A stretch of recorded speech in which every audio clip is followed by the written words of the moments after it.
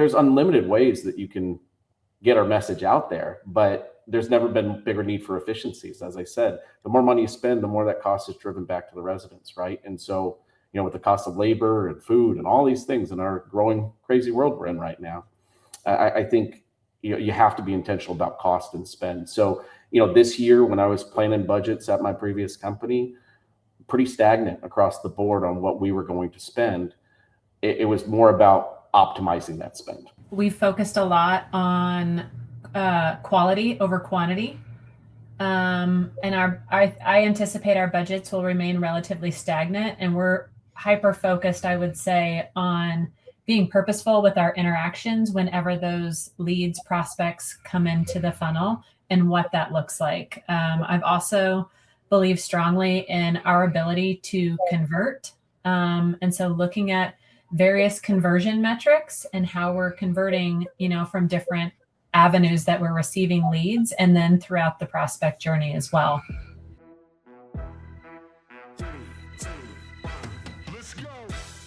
Welcome to The Move In, a senior living marketing podcast from Unlock Health, a full-service marketing partner for the aging services industry. Join us for candid conversations exploring the latest marketing strategies with the senior living community leaders and innovative solution partners who are moving our industry forward. Together, we'll build a community to build better communities. What does the 2026 Senior Living Marketing Survey Report reveal about where our industry is really headed, and are you ready for it? Hello, I'm Larry Williams, and welcome to the Move In Senior Living Marketing powered by Unlock Health. Here's what the data tells us. Senior living marketing is entering a new level of competition, and operators can't afford to approach it the same way they did before. This isn't about simply increasing the budget, it's about increasing precision and evolving the experience. Brand awareness is becoming more strategic, the sales experience is emerging as the true competitive edge, and communities that win won't just run better ads, they'll operate with stronger processes, sharper positioning, and real alignment between marketing and sales. In 2026, growth won't belong to the loudest, it will belong to the most intentional. So the real question isn't just where the industry is headed, it's whether your strategy is evolving with it. Today, we're going inside the 2026 Unlock Health Senior Living Marketing Survey Report with two leaders who live this work every single day. Joining me is Jodi Langhorst, Senior Director of Sales Strategy at Generations, who brings powerful insights into intentional sales processes, customer experience, and conversion strategy. And Thomas Cloutier, a seasoned marketing, sales, and operations leader who understands how to drive real ROI, build lasting brand trust, and compete effectively in today's environment. This conversation is also a preview of a session I'll be hosting at the Senior Housing News Sales and Marketing Conference on March the 6th, where Brooke Saxon Spencer and Christy Vander Westhuizen and I will unpack what this data really means for operators and marketing leaders in 2026.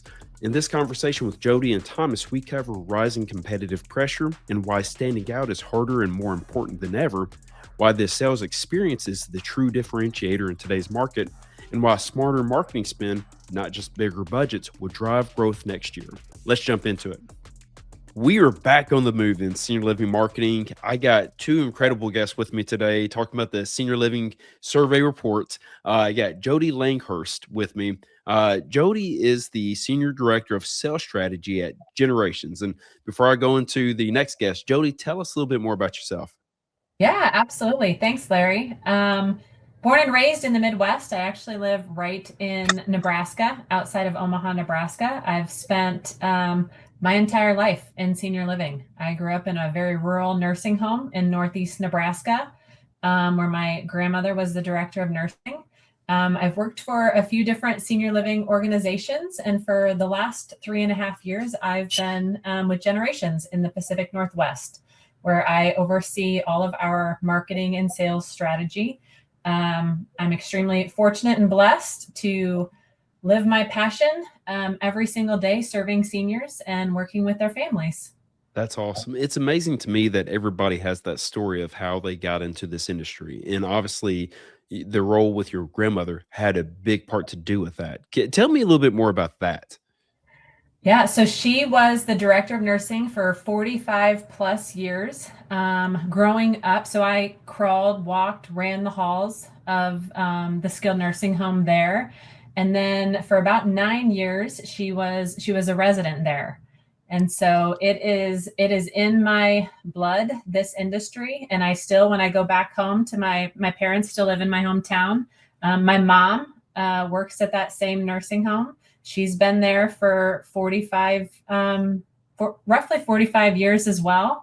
And so both my daughters volunteer, and we still visit there every time we're back home. That is incredible. Thank you so much for sharing that information. That's great with your grandmother, your mom, and you, and now your daughters. So that's such a great story.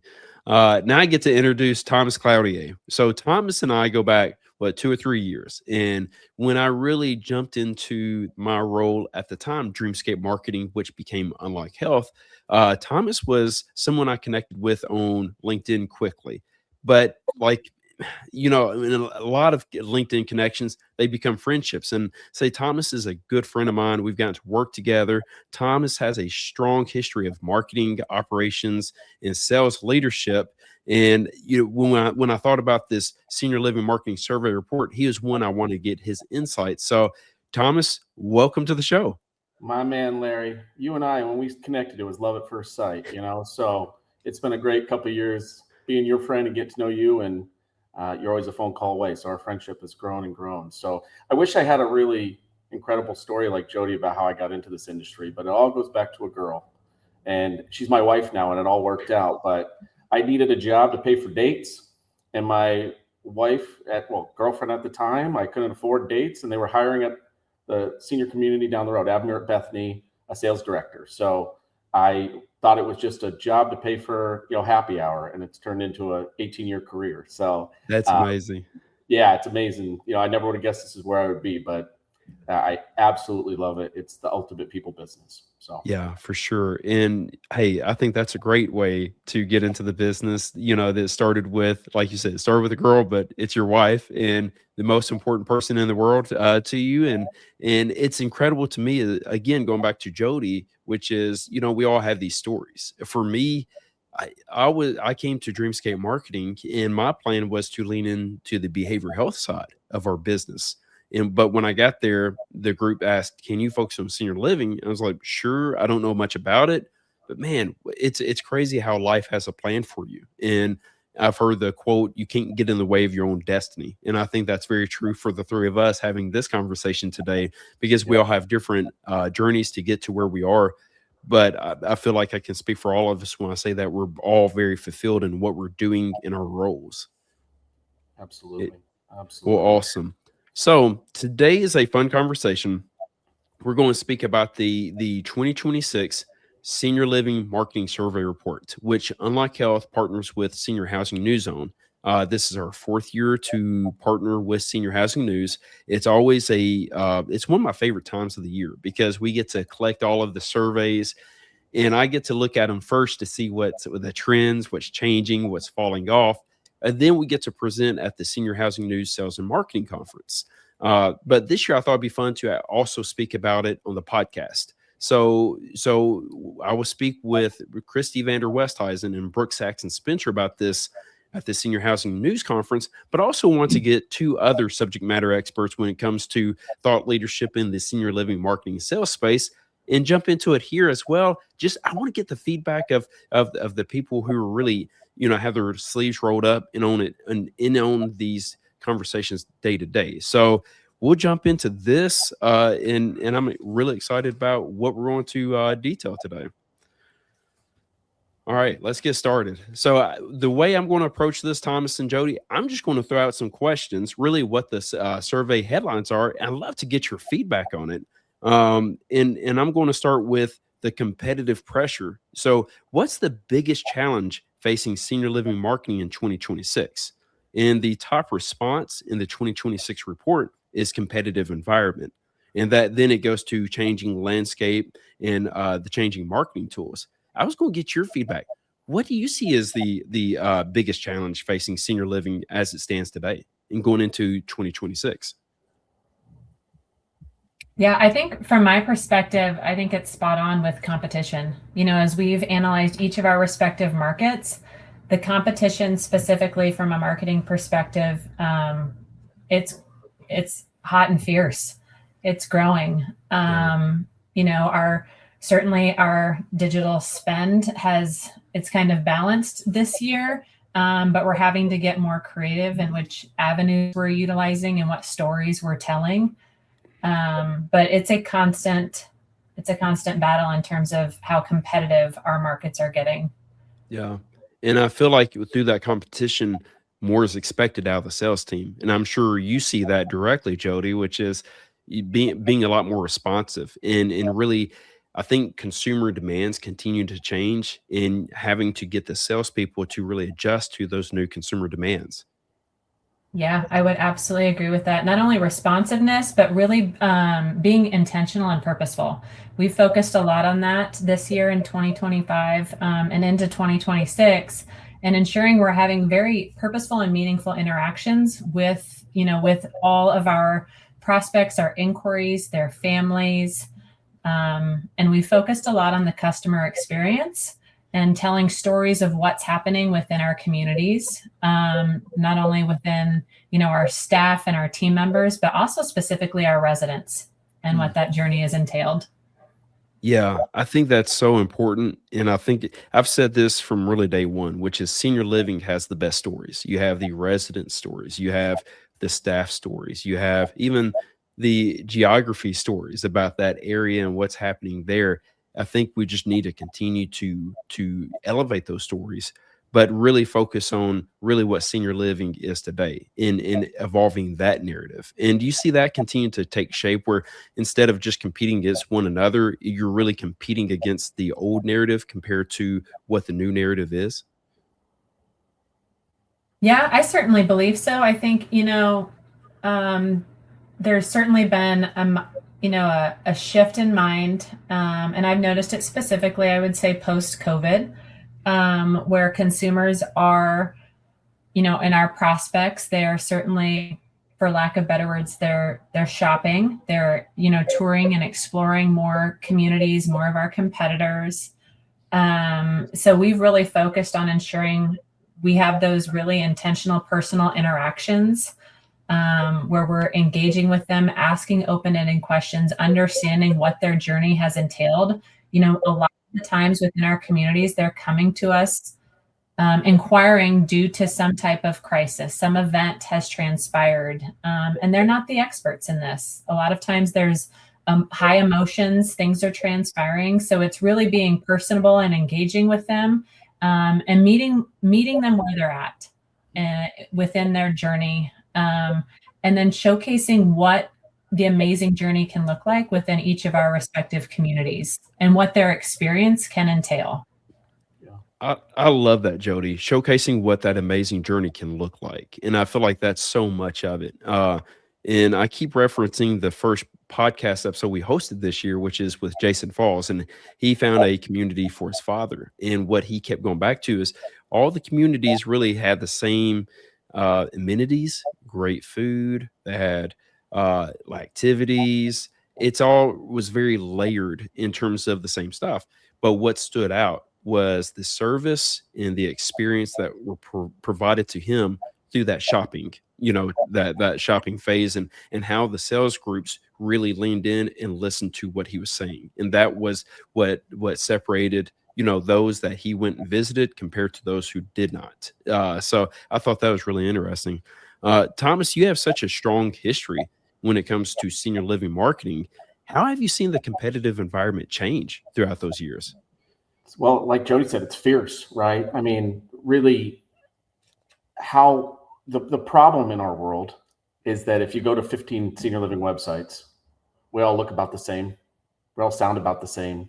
And so how do you differentiate from a sales process, but also a marketing process as well? There's some companies out there that really do a great job of bringing life out of their community. Spectrum Retirement has an incredible TikTok. I don't know if you've ever seen them, but they're showcasing, the latest one they had was Gen Z slang, from the seniors are doing. I mean, incredible. My old shop at RTA Living, Shaylin Miller, brings to life an incredible amount of just stories from the community. And Grand Living, if you go to their website's different. Eric Barron over there, their website it shows luxury, but it shows the experience you'll have. Yeah. And I think what a lot of us get lost in, even my own sites that I'm in charge of, It feels pretty generic. And by the time they're done, we have tons of information on there. We even have pricing on there. It was a sin before. And now we have it. We're front and center with all the information. So our consumers smarter and smarter. They know all about us and what's going on. So marketing it couldn't be more competitive when we're buying up keywords and we're trying to, but how do we differentiate? And really, my humble opinion, it's the sales process. And it's really old-fashioned hard work to stay in touch with prospects and do that extra thing. The person that finds out my mom gardens and sits down and has a cup of coffee with her would be the person that wins her over. And, Jodi, worked with Jodi for a while here. She's done an incredible job setting up touch points where, the team subscribes to a really strong plan. And I think, marketing, absolutely. You've got to find ways to differentiate and tell stories. And because there's so much good happening in the community and we're not very good at putting it out there. I said some are, but not as a industry as a whole. Sure. We're not showing off the whole experience, right? But Jodi had an incredible sales year last year, and I would venture to say, Jodi, jump in. But I mean, a lot of that's just those touch points to ensure that we're not losing, touch with the prospect, and really even the middle of the funnels where everyone struggles. So we were super intentional, and I feel very strongly on putting, processes and tools and accountability in place with our sales team.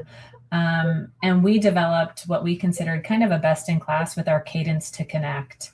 So just having those various touch points and being really intentional. And I always like to say, put yourself in their shoes. A lot of times they're, and something's transpired, they don't understand our space. So how can we connect with them using whatever mechanism is easiest for them? Meet them where they're at. So it might be a text, it might be a phone call, could be an email, it could be a video or whatnot, and meet them where they're at. And don't just, so often we go into, maybe feature dumping and what we have, but really just asking questions to understand what's going on in their journey, and then creating a fantastic experience for them.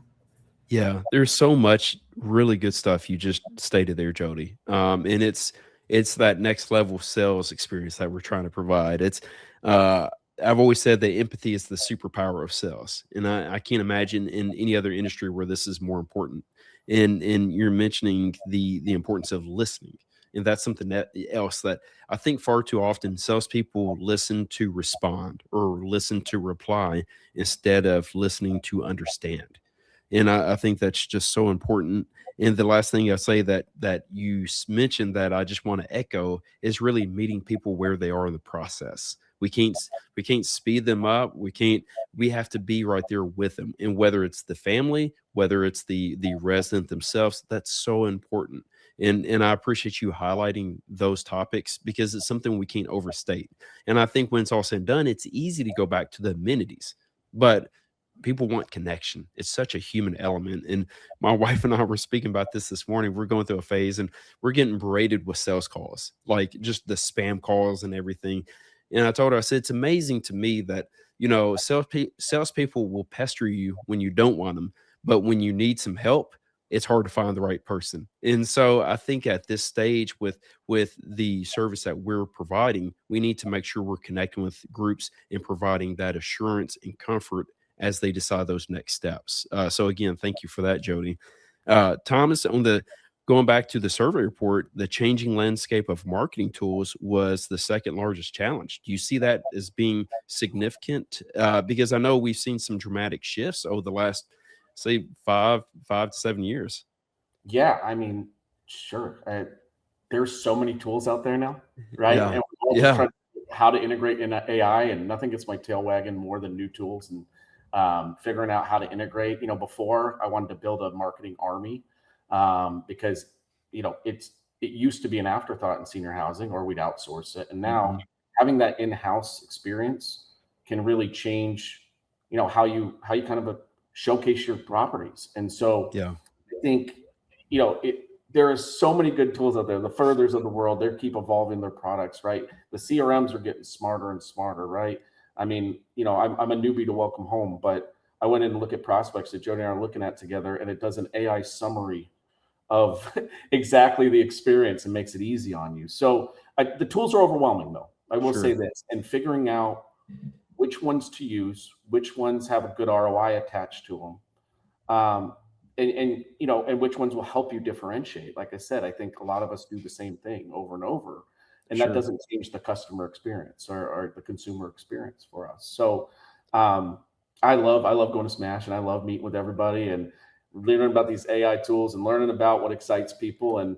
But everyone's evolving their product, and sometimes they evolve them too much to the point where you're getting away from the thing that makes it a product that you can Yeah. actually consume. The other thing is, if these products aren't adopted by the field or helps the field, what are we doing here, right? And trust me, I have rolled out. Anyone who listens to this that's worked with me knows I've done this before many times. I rolled out something that I was super pumped about, but truly the adoption wasn't there. And then what's the point of having it? So Yeah. I think dead on with this survey is just trying to figure out what tools to use, what differentiates, and what makes your company special, and how can you showcase it. And there's auto text, and there's all sorts of things that are out there that certainly didn't exist when I started 18 years ago. And it is exciting, but you got to figure out how to do it best. Yeah, and we need to leverage these tools and technology for the better experience. And I think sometimes, and it's not just senior living, it's across the board in everything we do. We think there's that technology platform that's just going to solve the problem. And I know we all have kids. One thing that drives my wife crazy is instead of just getting information, you have to sign up for a new tech platform and you have to go create a new username. You have to go through all these extra steps instead of having everything pulled together. And that's what you mentioned Smash, Thomas. That was my takeaway from Smash in 2025, which is, we need to really make sure the experience is buttoned up. We need to make sure that is our North Star, and we don't need to just keep adding tools and leveraging data just to say we've done it, but always make sure that North Star is that experience. And I appreciate you saying that. You mentioned the change in how things have evolved. And one thing you hinted at was really the senior living providers are taking ownership of their marketing going forward. And that's one thing I've seen in this survey in a change in the last 4 surveys, which is the reliance on aggregators dropping drastically. And do y'all see the same thing? I think I would say yes and no. I've certainly have seen it specifically in some of our markets where we've been able to not utilize them or rely on them at all, and honestly eliminate some of those partnerships as a whole. We do have a couple markets where it's still really, really competitive, and we've seen them decrease, but they're certainly still trending with the same as I would say our digital and web efforts as well. Sure. And it's funny you say that just about the different markets. And one thing I learned from Thomas early on is, look, you got to really focus on the hyper local level. And we got to work together on some digital campaigns. And he even told me, like, look here, paid social, it's going to do well. Over here, radio wins. Over here, newspaper. So it's interesting looking at the survey. Definitely the digital marketing continues to pick up, and I expect that to continue to fast track because we live in a digital world. Again, going back to the consumer demands and people wanting to control their own shopping experience, but it just depends on that market level and just being aware of that and tracking that information. And Thomas, I'm sure you can echo what I just said because you're the one that taught me a lot about that. I don't know if I touch anything, but I can say digital plays in every market. I mean, and the reality of it is that if we needed something right now, I mean, whether it's a new pizza or a vacuum or a senior housing community, if you know nothing about it, you're going to go to Google. Google's Yeah. you're going to go to Google. That's why we all buy up keywords and we're all competing against each other, and we all celebrate when we're number one in a certain category, and you get excited about these things, right? But does that differentiate yourself? I don't know. I mean, I'm a big fan of having a proactive and reactive approach here. I Sure. want to get the brand in front of people. I want to get stories out of it. Some of that stuff's free. Like I said, it's social media. It's doing video content of your own people. It's stuff bringing to life what's in there. Again, it's just so important because not all of it costs money. I mean, in this world we're in, the REITs, the financial partners, my bosses, I have never been asked more for an ROI on every single thing that I do. Budgets get tighter and tighter. The cost of senior housing is going up and through the roof. And what does that mean? It just means it costs residents more to live with us, right? And I don't see an end in sight, unfortunately.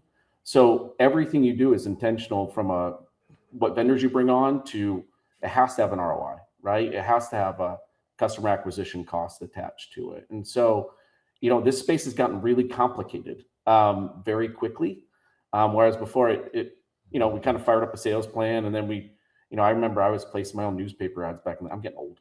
I would place newspaper ads back in the day, and with no oversight whatsoever. I mean, even as the CMO of my last company, everything was under scrutiny. And again, financial partners are never more involved with it, or owners are never more involved with it. Marketing fascinates them, but they also want to know where their money's going. So Sure. it's an interesting time in our world. And as we grow teams and evolve tools, I think it's just going to keep happening in the senior housing space, that we just keep getting, more and more competitive in the space, but also, trying to do it differently, right? And I mean, I had billboards at the Oregon coast. I mean, I can't believe I put up a billboard, but everyone drives in and out of town there. I mean, I did local radio there too. I mean, connected TV, you can at least be targeted with. So there's options out there, but I truly do believe in not just buying up keywords, even though it is the beast and it is how we search everything. It's so important, but everyone's doing it. So what else can you add and layer to it, I guess? Jodi, you mentioned, where people are on that journey. And I was mentioning, the topic of how important, paid Google search ads are, just because you're catching that high intent traffic. But as you mentioned, Jodi, that we need to make sure we're connecting with people that's not always in that high intent moment. It could be while they're just trying to get information. They're trying to learn more. They're trying to grow more. They're trying to decide what next steps are so they can make the best decision going forward. And I agree with you on the aggregator side. And the other thing is that not all aggregators are the same. In some places, a place for mom is needed where people can do some research. But then you have a senior care finder or a senior's guide who just provides a place where people can shop and learn and compare. And so I think that those are important in this journey for people, so they can see what's out there. But it's going to be interesting to see how this continues to change. And Thomas, you're mentioning a variety of like traditional platforms that work when it comes to all things marketing. You mentioned the billboards and how they worked on the coast, right? And I think about James Lee, who he had a very successful billboard that said, "Love is greater than dementia," and how that really got their name out, and how that connected with people is a very direct marketing message that really opened a lot of people's eyes. So, yeah, I appreciate the feedback on really what's driving census growth. It sounds like we're all in agreement that there'll always be the digital marketing play, but know when and where to add those other marketing activations. Awesome. So moving on from that conversation, another topic that was approached in the senior living survey report was, aside from new resident acquisition, what primary business objective does your organization aim to achieve through its marketing efforts? Number one, and it continues to be number one, which is brand awareness. I think the one that surprised me was the one that came up last on this list, which was resident retention and satisfaction. I find that as we've moved into from 2024 to 2025 and now into 2026, that continues to be an important conversation to make sure people's, like residents' lengths of stay are extending and people are happy. But I was surprised to find that was kind of the bottom of the bucket. Is this something that you find to be important in a lot of the efforts that you're investing in? I think it's definitely, I mean, I'm thinking here, Larry. I think it's certainly, critical. And one of the things that we do is we, are constantly analyzing how long someone is with us. If there is any outside variable that causes them to potentially move out or transition from our community, we certainly want to have our arms wrapped around it and have a consistent pulse on it. So it's certainly something we are monitoring and deploying tactics if we ever notice a pattern, especially when it comes to like any customer service reasons or Sure. anything. Like we are all hands on deck for that specifically. But I do believe, and I certainly agree with the survey, that just brand trust and brand awareness are the top two things that I think we're certainly focused on as well. Yeah, and one area I tend to focus on when it comes to resident retention and satisfaction is the longer the stays, the happier the resident, the better the reputation is. And in reputation management, I find that that sometimes gets hidden in the marketing mix, where it really needs to make sure there's that, a value on that front as well, because people do want to look into reviews. And Thomas, you're speaking about Google being the place we go for everything, whether it's ordering a pizza or getting healthcare advice. I think about how much we go back to reviews at every step of the journey. I don't care if it's ordering something from Amazon or trying to decide what pairs of shoes to get or deciding on healthcare decisions. I remember when my daughter had an ear infection while we were on just a quick trip to the beach. And how I decided where I was going to take her was based on those reviews. And I just see this as being so important as we go into the future. Yeah. My best friend, Warren, he reviews everything and he gets really refrigerators, everything, right? And it has to be above a certain score for him to even acknowledge and engage with it. I mean, I'm not to that critical level, but you're right. I mean, Amazon packages are flying in this house every single day. I don't even know what we're getting half the time. But it's got to have a great review system, right? It has to have really good feedback and authentic feedback too, right? Sure. In our space, I mean, we could get all the employees of the world to say, "Oh, I love it here," but really, I'm looking for the family members. You're looking for the residents. You're also looking for. I mean, if it's all positive, I don't know how authentic that always is, right? Yeah. I mean, you go back to retention. I think I've been blessed and lucky enough to work at organizations that have had really good retention rates of residents. I don't want to say it's on the back burner, but I do like to tell anybody that asks me, 99.999% of people in senior housing are incredible human beings. And I think everyone works really hard to retain their residents. Yeah. But you're not losing them off into competitors because everyone's trying to have a great resident experience. I rarely meet people that are just like, I don't care about the resident experience.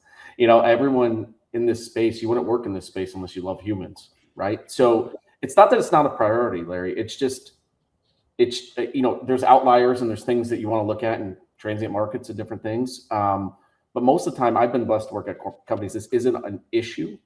And Jodi and I have worked together. It's not an issue. And I agree with her. Brand trust, resident internal referrals. My God. I mean, it is so important. My old company, Fieldstone, we got giant checks like in Happy Gilmore when he won. And we, when they did big resident referrals, we threw a happy hour and they would hold up their giant check. And, we made a big freaking deal out of it. And, not only did they get money for it, but they got the recognition and experience. And I think your best marketing is in-house. Your best referral sources are in-house. They want their friends to live there. My wife's grandparents live at one of my old communities down the street. I swear they've recruited 30 people over there, and our sales director takes some of the credit, but it's those referrals close at over 50%, where a place for mom or on some of these aggregators, there's just so much volume, you're closing at 6%, 5%, right? And, and sometimes, with some of those leads too, our sales team gets, I don't want to say disassociated, but they're like, oh gosh, this one's going to be a lot of work and probably not going to close it. So innately, the sales team members are like, I'm not going to work this one very hard, even though it's someone that needs senior housing and even though you need a lot of help. You still look at it, and it's human nature to be like, I'm going to focus on that resident referral or staff referral that's going to close at a very high rate and highly recommended. But the smart companies are using. This was brilliant. I had a sales team member. I told Jodi about this the other day, that did a video after a tour of the people that the ladies that lived on both apartments. The apartment was in the middle for the prospect and both sides of the apartment. And she put together an adorable video, both of them welcoming her to her potential home and, what they like to do there. And it was just a simple video. It closed for her, right? So a big part of this, like brand trust, but also what's inside the doors. What the heck are we doing in there? Yeah. And that's what leads to really good outcomes for us. But back to retention, like I said, I would never say every operator in the world is staring at those numbers every single day. It's important, but it's not the number one priority usually, because usually most companies are pretty darn good at retaining our seniors. For sure. Now that was great insight. I really appreciate that. It's yeah, and like you said, like 99.9%, they're looking to engage in these relationships, and they want their residents to stay as long as they can. And I guess that really really answers that question and thinking about that entire experience. And the experience doesn't come from marketing. It's really that experience they receive, and the importance of that referral. I was speaking with the operator yesterday, and their census levels are through the roof. I was really impressed with it. And she said, because we focus on referrals. And I was like, that checks. Well done. And so it's just doing some of the small but really mighty and important tasks on a daily basis. I think that really pulls in the best results for sure. All right. Yeah, go ahead, Thomas. Jodi and I talked about, last time we were in Fresno together, and it's the lost art of outreach. It's the lost art of, this is something we were working as sales team members, thorough outreach plans with, really meeting your community and being the person in your community that drives business. Yeah. I think, we often are spending so much time on digital leads. And again, they're coming in digitally. You should, but the more, if you can even up your resident referrals, family referrals by 10%, and have a strong outreach plan where you're driving, let's just say 10% more this next year, that's the difference in 6, 10, 15 move-ins that are easier to close than, competing on the review side and all the different ways for digital that we're all competing against. So it's always that extra 10% you're looking for and to drive your own business. That's what the best ones do. So. Yeah, for sure. And I think when it comes down to it, regardless of what type of buying journey we're in, we want to work with people we know. We want to have that assurance that it's covered. And when you have that referral, that's a game changer. Even if it's more expensive, you have the certainty and trust. And I think that's so important. So thanks for adding that. All right. So I've taken a lot more of your time than I meant to, and I'm very grateful for the conversation I'm having with both of you. I'm going to wrap up with a big question, which is where do you see marketing spend to change over the next 12 months? Say 43 respondents said that it will stay the same, but then 50% have said it will increase. I do see that senior living marketing will continue to become more competitive, especially as senior living operators will take more control of their marketing journey. But I'd love to get your feedback. And Thomas, I'll start with you. Yeah, you absolutely, I could say this to anybody. All my previous bosses have heard it. I can spend unlimited amount of money to try to drive business and get our brand out there and tell stories. And, you can spend money like crazy in the marketing space. As I said earlier, there's never been more intentionality on ROI and return. So where I can answer the question both ways. I think if your census is lower, marketing spend shouldn't stay stagnant. Larry, we work together, on a lot of campaigns, right? It can't stay stagnant. It depends on what your census is. It depends on what message you want to get out there. So I could see why the survey would touch both, right? But there's unlimited ways that you can get our message out there, but there's never been bigger need for efficiencies. As I said, the more money you spend, the more that cost is driven back to the residents, right? And so, with the cost of labor and food and all these things in our growing crazy world we're in right now, I think you have to be intentional about cost and spend. So, this year when I was planning budgets at my previous company, pretty stagnant across the board on what we were going to spend. It was more about optimizing that spend. Yeah, that's good feedback, optimizing the spend, because when something you mentioned that we were able to work together on different digital campaigns, the big objective was really scaling it up and down. So to make sure you're not just spending just to spend, but actually if you can get to that threshold, then you can drop it and invest in other areas. So thank you for that. Jodi, did you have any feedback as well? I would just echo Thomas. It's really, we've focused a lot on quality over quantity. And I anticipate our budgets will remain relatively stagnant, and we're hyper focused, I would say, on being purposeful with our interactions whenever those leads, prospects come into the funnel and what that looks like. I've also believe strongly in our ability to convert. And so looking at various conversion metrics and how we're converting, from different avenues that we're receiving leads, and then throughout the prospect journey as well, to just help us continue to grow and serve more seniors. I love it. Thank you so much. And I just want to thank you both for adding your advice and insights to this conversation and to this report. We started this conversation with me talking about, like, this is no different than a chat we would have at a conference, and it felt the same way. So I just really appreciate the time invested in just sharing with this community. Where can people find you if they want to learn more about what you're doing? Jodi, I'll start with you. Yeah, so for me specifically, they can obviously connect with me on LinkedIn, on social media, to reach out, and I'm always happy. This is my love and my passion, is this industry and what we get to do every single day. And so I love any opportunity to connect and engage with anyone on and brainstorm and collaborate. I think we're all in this collectively together. And so I think that's really important, to continue to stay apprised of what everyone's doing and where we're seeing success. Awesome. Thank you. And Thomas, I think I can say that connecting on LinkedIn is also a great spot for you as well. I'm easy to find, Larry. I'm easy to find. Yeah, everybody knows you, Thomas. No, I don't know about that, but the more connections, the better. This is the ultimate human space. I agree with Jodi. Our biggest competitor is the home, and always will be. And so, yes, we're all competing over seniors that need assistance and this and that, but collaboration is key. I love going to Smash and just mixing it up with people. I love a regular phone call. So find me on LinkedIn. I'm on there a lot just because I'm trying to learn. It's a great place to learn, and also just some of my best connections, just like you, Larry. I saw you speaking at a conference that resonated with me, and one conversation led to the next, right? And happy to have even more of that with my friends out there. So awesome. Yeah. And again, it's amazing what conversations on LinkedIn, how they can develop into flourishing friendships. So thank you both, and look forward to seeing you in the future. Thank you, Larry. Thank you. As we wrap up, one thing is clear. 2026 is going to demand more from senior living marketing, more clarity, more intention, and stronger alignment between marketing and sales. So here are 3 takeaways that I made notes of during this conversation. First, get clear on your differentiation. If you can't explain what makes you different in one sentence, you're competing on noise. Second, elevate the sales experience. Amenities don't close, connection does. Intentional follow-up and empathy win. And third, optimize before you increase spend. Improve conversion before adding budget. Smarter always beats louder.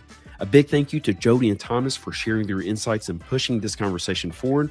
I hope to see everyone at the Senior Housing News Sales and Marketing Conference, March 4th through 6th, where we'll be sharing additional insights from the Senior Living Marketing Survey Report during our session on March the 6th. I'm looking forward to continuing the conversation there. Thanks for joining us on the Move In, and until next time, let's go create some meaningful connections.